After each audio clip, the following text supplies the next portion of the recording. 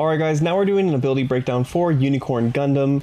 We have these two fighting it out, and then all of a sudden, Unicorn Gundam comes from the side and starts attacking them, right? So, Unicorn Gundam is a really cool suit, and we'll see some of its gameplay right now.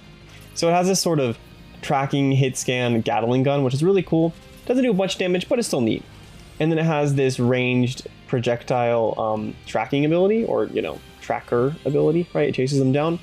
And then to finish it all off, it has this super powerful, super cool beam magnum that just beams enemies down to death with a giant cylinder of doom. It has some extra abilities too, some healing ones and armor ones, so we're going to talk about that in the rest of the video. Alright guys, now it's time to do the breakdown of Unicorn Gundam's actual abilities. So Unicorn Gundam is mid-range, has 800 HP, and has a dash limit of 2. Now it looks like a scary damage dealer of death, and it can be at times, but it's really a supportive mobile suit, which is really interesting. We'll get into exactly how that works in a moment. Starting off though, its primary fire is a beam Gatling gun. It fires effectively up to mid-range, it says, but its damage isn't really high. It's just really not particularly too high. So don't be expecting to deal a bunch of damage. Don't be expecting to just absolutely frag out, but you can do a decent amount. Using the right click or your secondary fire allows you to scope down, limit recoil, and improve your accuracy. So standard stuff, right? But still a really cool gun. It's just fun, right? Like, who doesn't like just smooth tracking hit scan weapons? So moving on to the second ability, Psycho Field.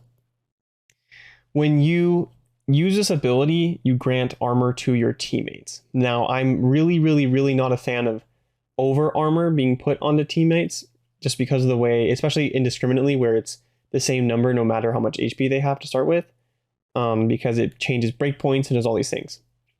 Meaning, for example, like a GM sniper could have killed something with a headshot, but then with this over armor, it can't kill the Zaku anymore, and so it just dies to it, right? Although it actually can kill the Zaku because it does 1100 damage, but not the best example. It can't kill the Pale Rider anymore, so it loses.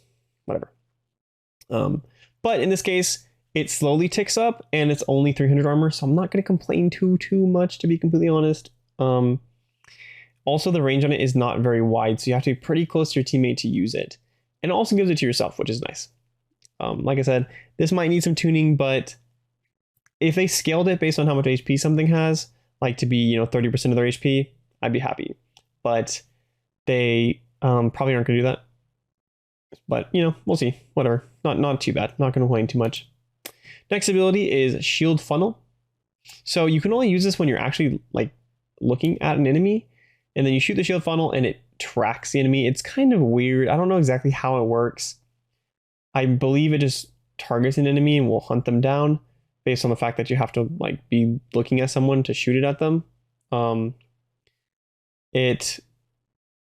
that gets hit by it takes some damage and gets knocked back a little bit. It doesn't really do that much damage. It does, if I remember correctly, about 200 damage.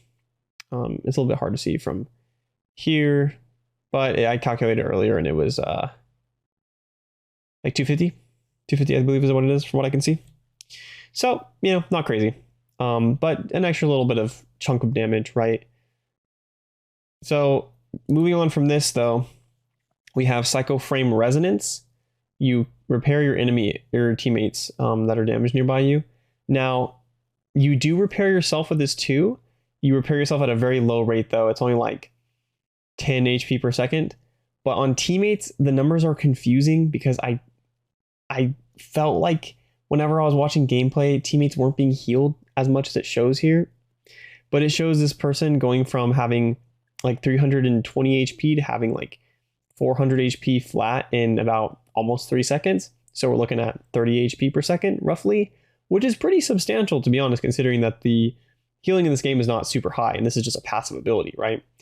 But I don't know. They might have shown this with weird numbers just to show that it's healing, because when people look at this website, but probably this is accurate, and they're healing about 30 per second, which is really good. I do need to have some more some more like Mythbusters testing in the future just to know, like, does it heal more when you're on more teammates? Does it heal more when you're on fewer teammates? Does it like linger? Like what exactly, like how does it work? It definitely has some intrigue to it. But it's still very powerful overall. If it does this actually like about 30 per second, really good. Just this, it fulfills a role that I'm really, really excited to have in the game, which is an area of effect healer with also not becoming oppressive. Because some of the other area of effect healers in Overwatch, for example, became really oppressive. They just became too strong. They were unkillable. Something like Brigitte, and it could do not only healing to groups of people, but it could heal a single target also and pocket them. Fortunately, this character cannot do that. It only heals groups, which means that they can also tone back the numbers somewhat so it doesn't become oppressive. And so that's really nice. Like, I wanted an area of effect healer because I wanted a character that would facilitate tighter grouped compositions and these brawl compositions, which, you know, would work potentially pretty well with like a melee Zaku. But I didn't want it to be too oppressive. And so this is one of the characters I really felt the game needed, and we got it. So that's really cool. I'm very excited about that. Like I said, I'm very happy about all the characters they've added in this game. These last 3 anyway, specifically. I don't really have any complaints about them. This one I have probably the most complaints with, just with the over armor. It's a little bit concerning to me. I'd rather, like, instead of giving over armor, it like gave like a flat like 300 healing or 400 healing to like all its teammates nearby, which is still quite a substantial amount, to be honest. Like, this character is pretty strong. It definitely might need some tuning down, but I don't like over armor very much. I like it when you can apply it to a tank that's going to be focused down. I don't like it when you can apply it to squishy targets that are really hard to hit anyway. So moving on from this though, looking at the big scary beam magnum. Like I said, this ability is so cool. It deals these 500 damage, just massive shots. 500 damage, as you can see, at 3 shots to Sazabi. And I also, you know, I went and counted it out, right? But you have 5 of them. You have a time period of firemen. They cleave through enemies. So if they're all lined up, you're dealing damage to all of them. And I think there might be some leeway with like how it travels through some objects a little bit, stuff like that. But really, really cool. Like, it's just, your character is just kind of weak, kind of sitting around healing, doing stuff, and then all of a sudden you're just throwing these massive, just giant beam cylinders at enemies. I really like it.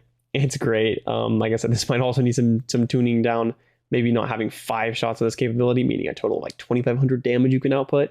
This might be a lot, considering it's not too hard to hit. It is a projectile though, so it can be a little bit harder to hit, but the radius on it is just so big, so it's not like that's particularly a difficult thing to do in general. So it's interesting that we got this character. We got a character that was supposed to be, you know, if you asked anyone before, they would have said like a really aggressive, powerful damage dealing character. But we get this character that's generally pretty supportive and weaker. But then also when it has its ult, it just decides to kill everyone. Make sure to check out this Unicorn Gundam gameplay that I did an analysis for. Now that you know the abilities, you might want to watch some gameplay. So go check it out, guys.